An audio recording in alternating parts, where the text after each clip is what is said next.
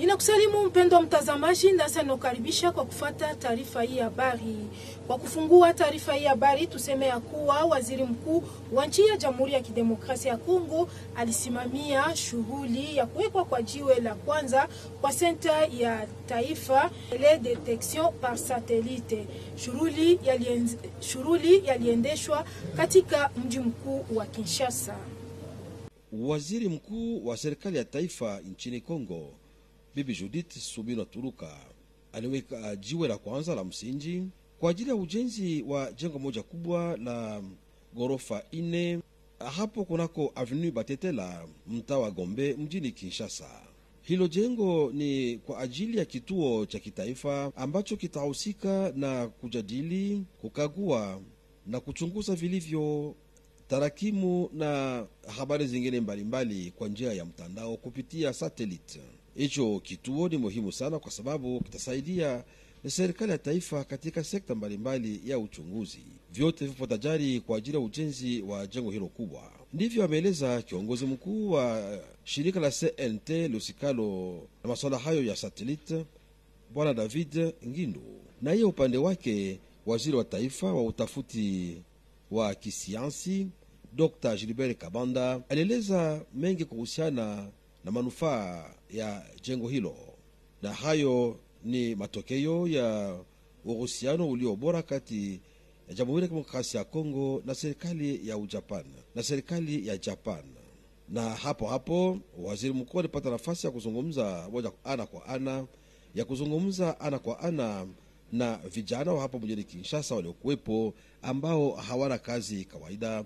Waziri mkuu akiwaita wote kujiunga pamoja kwa lengo la kushiriki kila mara katika kazi ya pamoja kwa ajili tu ya maendeleo ya vijana hao. Ujumbe toka nchi ya Jamhuri ya Kidemokrasia ya Kongo unahudhuria mkutano wa 15 toka CIRGL. Mengi ni katika ripoti na picha. Huo wa mara 15 mfululizo ambao umeandaliwa katika mji wa Luanda nchini Angola uliwashirikisha wajumbe wa mabunge kutoka mataifa memba ya CIRGL, yaani mkutano wa kimataifa wa mataifa ya kanda la maziwa makuu barani Afrika. Mkutano wa 15 ulihusika zaidi na masuala ya usalama katika mataifa hayo. Kwa ajili hiyo ujumbe wa wabunge wa Jamhuri ya Kidemokrasia ya Kongo ulikemea vikali sana shambulio la Rwanda dhidi ya taifa la Kongo katika maeneo yake ya mashariki, shambulio ambalo linapelekea maafa ya raia wengi wa Kongomani wasiokuwa na hatia na kupelekea pia wahami maelfu na maelfu kutoka maeneo yao yanayokabiliwa na mapambano kama hayo, yanayoletwa na jeshi la Rwanda.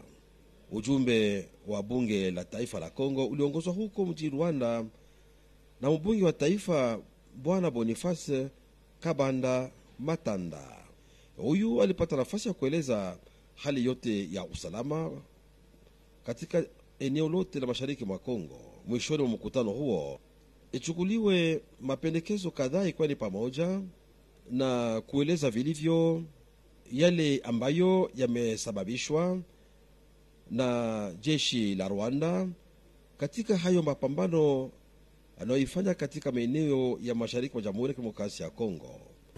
Fondation Denise Nyakeru iliweza kuandaa mjini Kinshasa mkutano wa kuweza kukagua shughuli ambazo wamezitekeleza kwa ajili ya raia wa Kongomani. Fateni.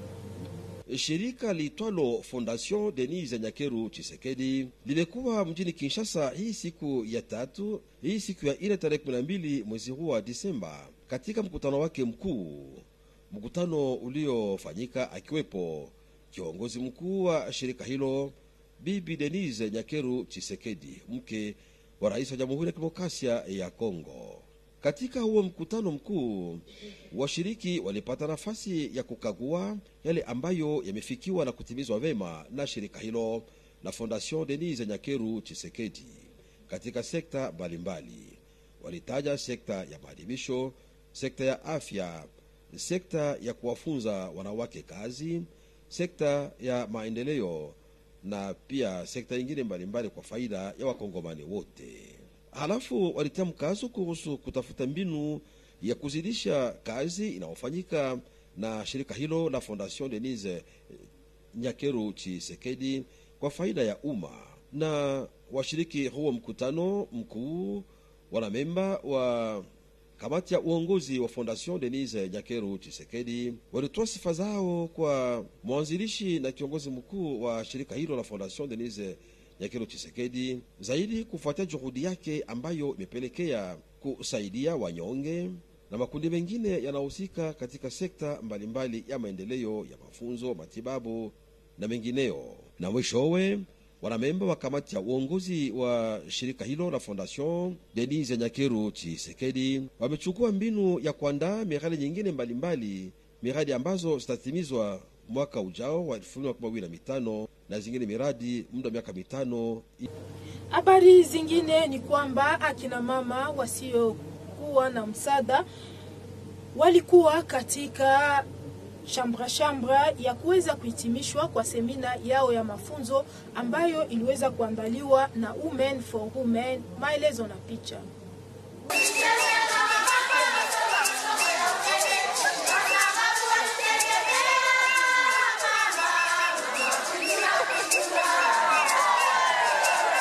Wanawake 290 wa kijiji cha Budodo katika grupema ya Kaniola tarafani Walungu walitolewa mafunzo na shirika litwalo Women for Women International.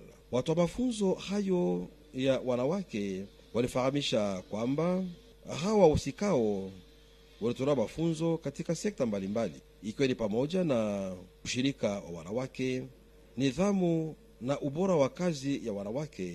Walitolewa pia mafunzo katika sekta ya afya na sekta ya ustawi, pia haki ya usawa kati ya mwanamke na mwanaume wakati wa kuchukua hatua, akichukua useme kwa ajili hiyo. Wakati wa sherehe ya kufunga kabisa mafunzo hayo, Bwana Innocent Kirazo ambaye ni kiongozi wa tarafa la Walungu alitoa shukrani yake kwa shirika la Women for Women International kwa vile shirika hili ilichagua eneo hilo la Kaniola kwa ajili ya kuwatolea wanawake hao mafunzo ya lazima ambayo itawapelekea maisha bora siku zijazo. Kaniola ni kwa sababu ni eneo hilo ambako kulifanyika hapo zamani mauaji ya wanawake wengi walifanyika na wanamgambo Interahamwe. Kiongozi wa tarafa la Walungu alishukuru pia kiongozi wa Women for Women International umo nchini Kongo, aneka hapa mwenye ofisi yake hapa mjini Bukavu, Bibi Vianney Dong, kwa vile alijihusisha mwenyewe ili mafunzo hayo yafanyike huko Kaniola kwa ajili ya kusaidia wanawake hao katika sekta mbalimbali ya maisha yao, na pia wanawake hao wapate nafasi ya kuwafunza wengine hao yote waliotolewa muda wa miezi 12 ya mafunzo. Hiyo ni kwa ajili tu ya maendeleo ya tarafa la Walungu. Upande wake kiongozi nchini Kongo wa shirika Women for Women International, Bibi Vianney Dong, yeye alitia moyo wanawake hao waliotolewa mafunzo kama hayo na kuwaomba watekeleze yote waliofunzwa katika sekta mbalimbali ya maisha, hata pia mafunzo kuhusu akiba na mkopo na pia biashara vidogo vidogo. Wanawake hao walitolewa kila moja telefoni Android kila mara katika kazi ya pamoja ambayo itawarahisishia vijana hao kujadiliana na wanawake wengine katika tu sekta hiyo ya mafunzo na kutekeleza yote waliotolewa wakati wa mafunzo hayo. Wanawake ambao walitolewa hayo mafunzo walitoa shukrani yao kwa shirika la Women for Women International kwa vile shirika hili liliwatolea mafunzo yote ya lazima ambayo walikuwa nayo. Yote yalifanyika chini ya usimamizi wake kiongozi wa tarafa la Walungu pamoja na mwakilishi wa mwami wa udongo wa asili wa Ngweshe, mwakilishi wake akiwa ni Bwana Adalbert Muri Mubalama, wakiwepo pia viongozi wa shirika la Women for Women International.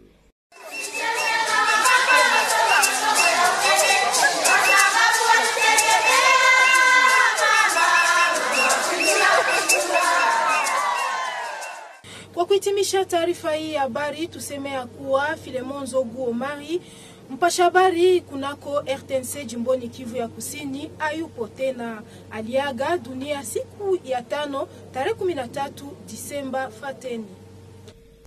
Shirika la habari la radio na television RTNC jimboni Kivu ya Kusini linakuwa katika hali ya kilio.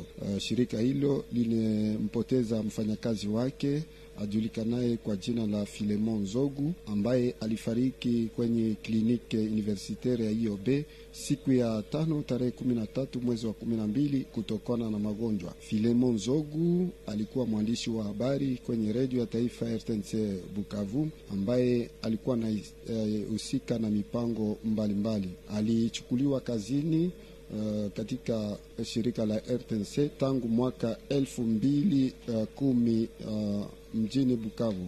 Filemon Nzogu alimaliza masomo yake ya university kwenye university ya CIP katika mkondo wa habari na mawasiliano. Akachukuliwa na uongozi wa RTNC kutoka mjini Kinshasa mwaka 2010 kama vile mwandishi wa habari. Mwaka 2019 baadaye akakuwa na cheo cha kiongozi ambaye anahusika na mipango mbalimbali ya habari. Filemon Nzogu anaacha mjane na watoto watatu. Mpango wa mazishi utajulishwa baadaye. Kiongozi jimboni wa radio na television Bwana Patrick Kyungu Silimu anatoa mkono wa pole kwa wafanyakazi wote na kwa wanamemba wa jamaa lake. Mpendo mtazamaji, huu ni mwisho wa taarifa habari toka RTNC. Asanti kwa kuungana nasi na tukutane wakati mwingine kwa majaliwa yake Mwenyezi Mungu.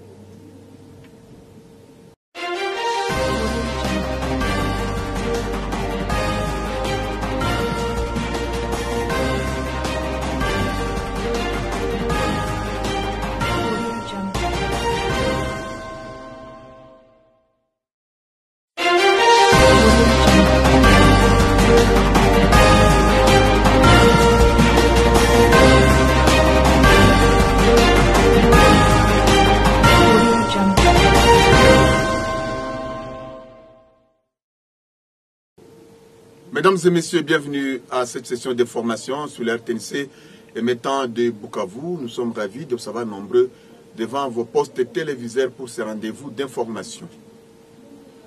La première ministre Judith Suminwa Tuluka a procédé à la pose de la première pierre pour la construction du futur bâtiment de 4 niveaux du Centre national de la télédétection. Ce centre qui vise à promouvoir et coordonner toutes les activités liées à la détection par satellite. Suivez ces reportages. Tout est prêt pour le début de travaux de construction du Centre national de détection sur l'avenue Batetela dans la commune de la Gombe. Ces centres de collecte de données spatiales visent à promouvoir et coordonner toutes les activités liées à la détection par satellite pour collecter de données utiles au gouvernement congolais. La première ministre Judith Suminwa Tuluka a procédé à la pose de la première pierre de ces bâtiments. Le directeur général du CNT, David Nguindou, a précisé que le futur centre fournira des informations spatiales en temps réel. Pour sa part, le ministre de la Recherche scientifique et de l'innovation technologique, Gilbert Kabanda, a mis en avant l'importance de ce projet, fruit de l'amitié entre la RDC et le Japon. Lorsque je suis arrivé à la tête du ministère de la Recherche scientifique, j'avais trouvé cet important projet sur ma table et au nom de la continuité des services publics, je n'ai ménagé aucun effort pour démarrer enfin ce grand chantier, fruit de l'amitié des peuples congolais et japonais. Celui-ci étant représenté, comme je l'ai dit plus haut, en cette circonstance par son Excellence, Monsieur l'ambassadeur du Japon, dont je salue chaleureusement la présence en ces lieux. Toujours à Kinshasa, Mombele, l'un des quartiers défavorisés dans la capitale, a été ciblé pour abriter le centre de ressources Mosala. Sur place, La chef du gouvernement, Judith Soumina Tuluka, s'est rendue compte du démarrage effectif de travaux pour ces centres qui va former le jeune et leur permettre d'être le créateur d'emplois en vue de lutter contre le banditisme et la délinquance. La première ministre a ensuite échangé avec quelques jeunes de ces quartiers et les ont encouragés à apprendre le métier pour leur autonomisation. Le gouvernement souminois prévoit dans son plan d'action la diversification de l'économie, la création des emplois et la protection du pouvoir d'achat de ménages congolais.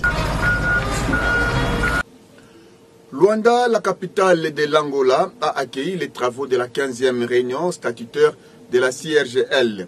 La délégation de la République démocratique du Congo a été conduite par le député national, l'honorable Boniface Kabanda Mutanda, qui a fustigé l'agression dont est victime la République démocratique du Congo de la part de son voisin, le Rwanda.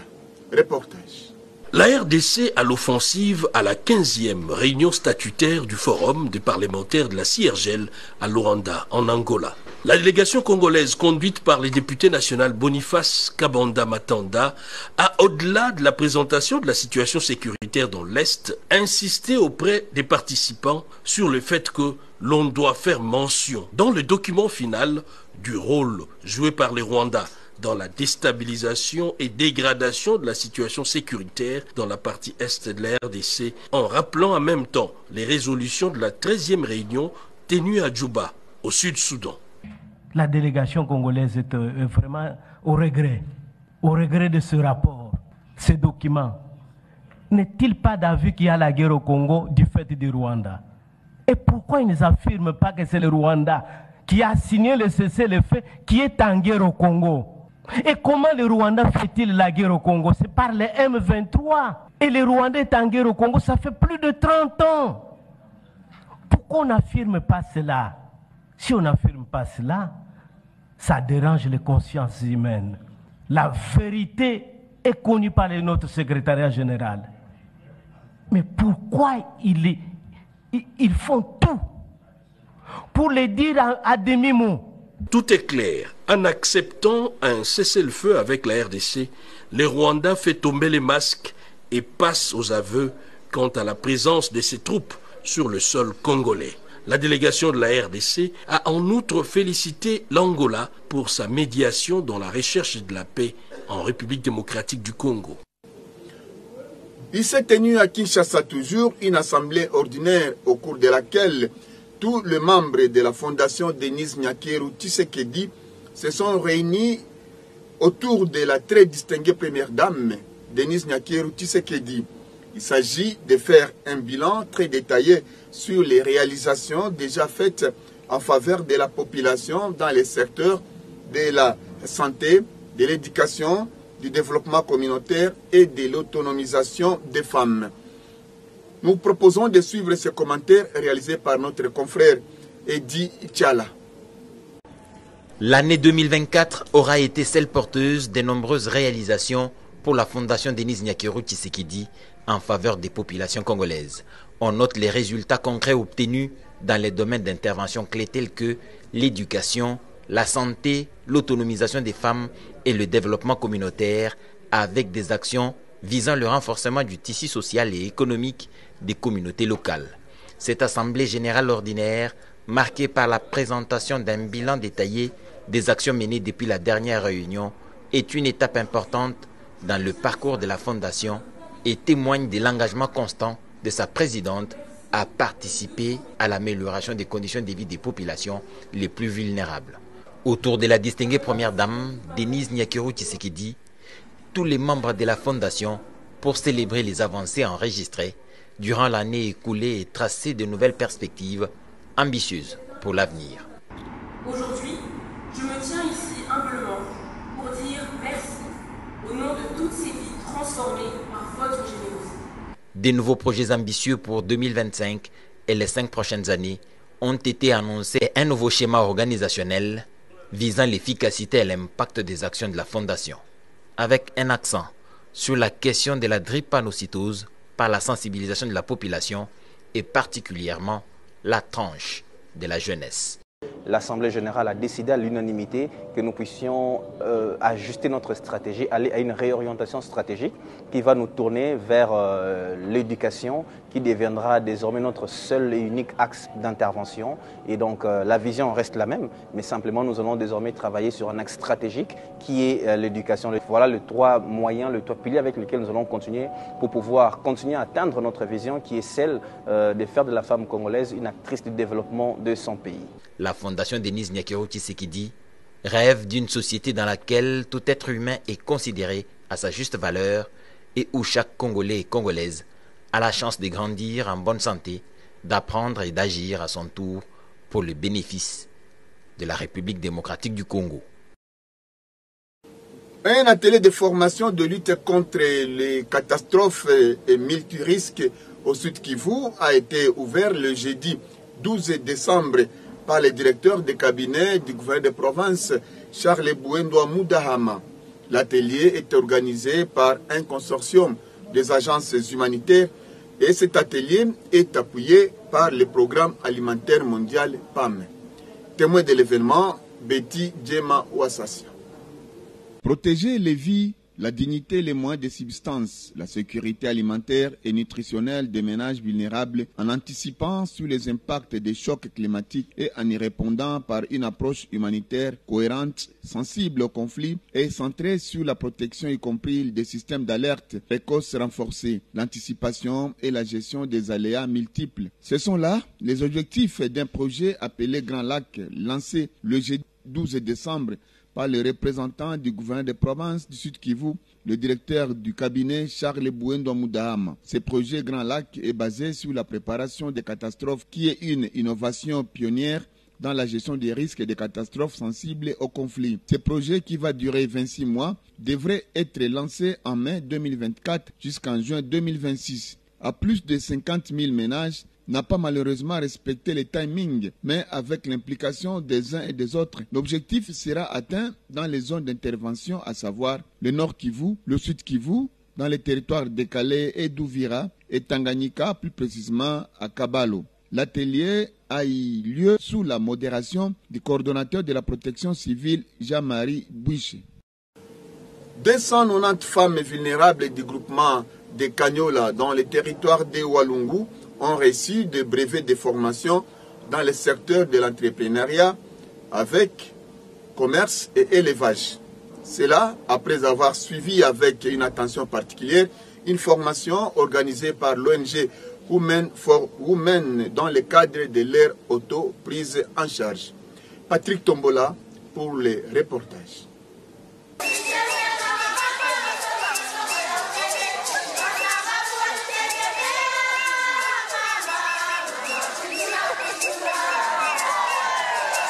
Clôture le jeudi 12 décembre 2024 de la formation d'une année organisée en faveur de plus de 280 femmes du groupement de Kanyola, territoire de Walungu par l'ONG Women for Women. Elles ont été formées dans le cadre du projet Femmes fortes pour une nation forte. Selon les formateurs, ces femmes ont suivi cette capacitation avec leurs conjoints sur la solidarité des femmes, la valeur du travail de la femme, la santé et le bien-être, les droits et l'égalité de genre et la prise de décision qui influencent le changement dans leur communauté. Lors de la cérémonie des remises des brevets aux participants, l'administrateur du territoire de Walungu, Innocent Karazo, a remercié l'ONG Women for Women d'avoir porté le choix sur les femmes de Kanyola et Boudodo où des massacres avaient été perpétrés par des miliciens rwandais Interahamwe. Il a remercié la directrice pays de cette organisation qui s'est impliquée pour que la formation dispensée puisse aider les bénéficiaires à faire la planification familiale, mais aussi à partager les notions apprises 12 mois durant avec les autres femmes du territoire de Walungu pour le développement de leur terroir. La directrice pays de Women for Women, Madame Vianney Dong, a encouragé les participants à cette formation axée notamment sur l'épargne, le petit commerce, etc. L'activité entre en marge avec nos programmes. Nous avons le programme d'autonomisation de la femme, autonomisation sociale et aussi économique. Alors, pendant 12 mois, les femmes suivent des cours très bien ciblés, après qu'on ait fait certainement l'étude du milieu. Et les cours leur capacitent pour qu'elles puissent se prendre en charge. C'est en fait ça l'objectif de Women for Women. Ils pourront témoigner que les niveaux des conflits ont vraiment diminué. Et au niveau économique, je crois qu'ils ont appris comment calculer. Et vous allez voir que la méthodologie que nous utilisons, c'est plus visuel, parce qu'il y a beaucoup de femmes aussi qui ne savent pas lire, excusez-moi, mais nous essayons vraiment d'adapter la formation. Et ce qui est vraiment très impressionnant, c'est qu'ils ont appris à faire des groupes d'épargne, mais accompagnés de l'outil numérique. Ça, c'est une première. Et ils ont vu qu'il y a moins de débats, tout est dans le système, ils savent combien ils ont mis, combien, même s'ils sont en retard, ils savent. C'est vraiment la machine qui parle. Les bénéficiaires de ces projets ont remercié cette ONG internationale pour cette formation qui leur a été permis de savoir comment elles peuvent être autonomes, mais également de connaître les notions relatives au droit, à l'égalité des genres et la prise de décisions dans leur foyer.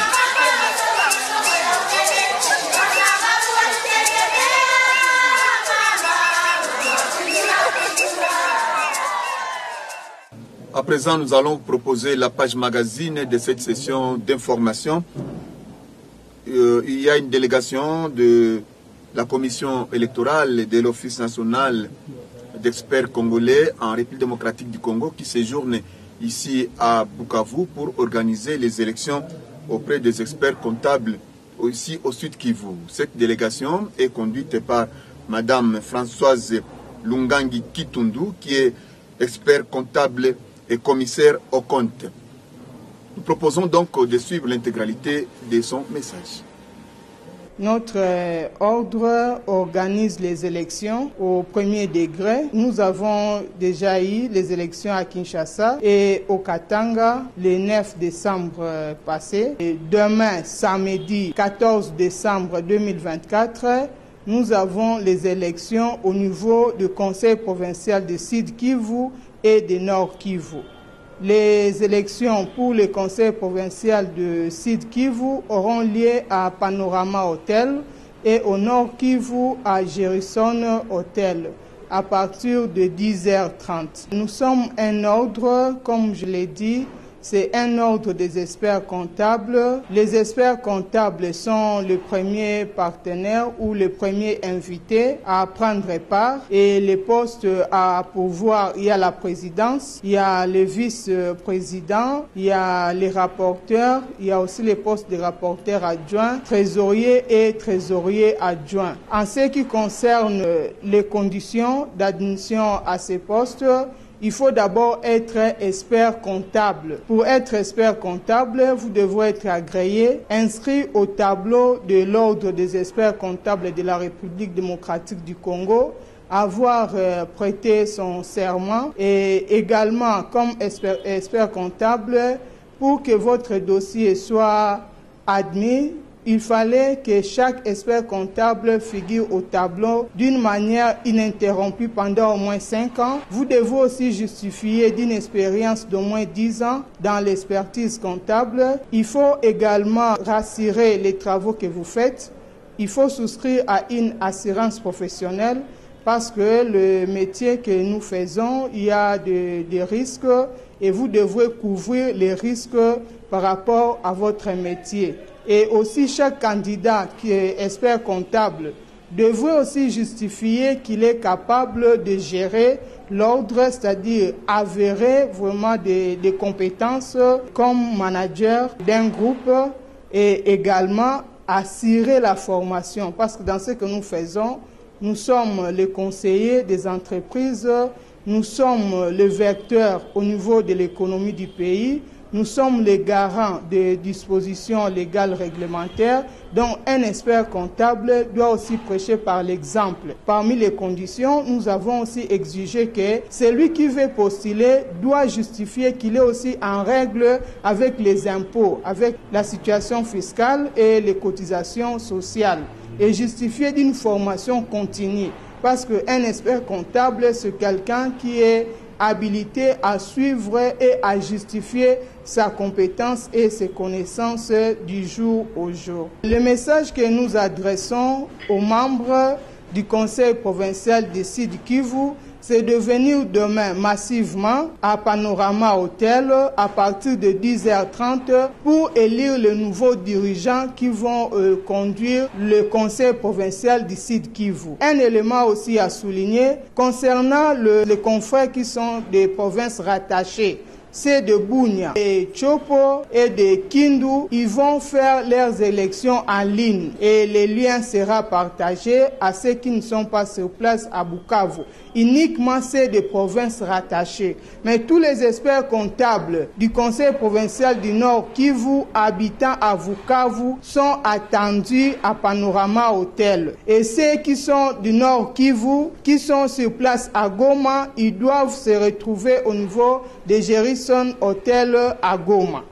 Terminons cette session d'information par cette page noire. C'est avec consternation que les cadres et agents de la RTNC Sud Kivu à Bukavu ont appris ce vendredi 13 décembre la mort de leur collègue Philémon Nzogu Omari, la mort survenue donc aux cliniques universitaires de Bukavu des suites des maladies. Que son âme repose en paix. Suivez ces images. La RTNC Sud Kivu est en deuil. Elle vient de perdre son agent Philémon Nzogu, mort survenu aux cliniques universitaires de l'IOB ce vendredi 13 décembre des suites d'une maladie. Philémon Nzogu était journaliste à la radio-télévision nationale RTNC Bukavu, chargé de la section desk français. Il a été engagé à la RTNC Sud Kivu depuis 2010. Philémon Nzogu a fait ses études universitaires au centre universitaire de PCI en sciences de l'information et de la communication. Après avoir passé son stage professionnel à la radio-télévision nationale congolaise RTNC Bukavu, la direction générale l'a engagé en 2010 comme journaliste et en 2019, 9 ans après, il sera promu au grade du chef de section desk au service des informations radio. Philémon Nzogu laisse une veuve et 3 enfants. Le programme de son enterrement sera fixé dans les heures qui suivent. La direction provinciale présente ses condoléances aux cadres, agents, aux collaborateurs et aux membres de l'illustre disparu. Mesdames et messieurs téléspectateurs, c'est avec cette triste nouvelle que nous bouclons complètement cette session d'information sur la RTNC émettant de Bukavu. Merci de votre attention et bonne suite de nos émissions télévisées. Portez-vous bien.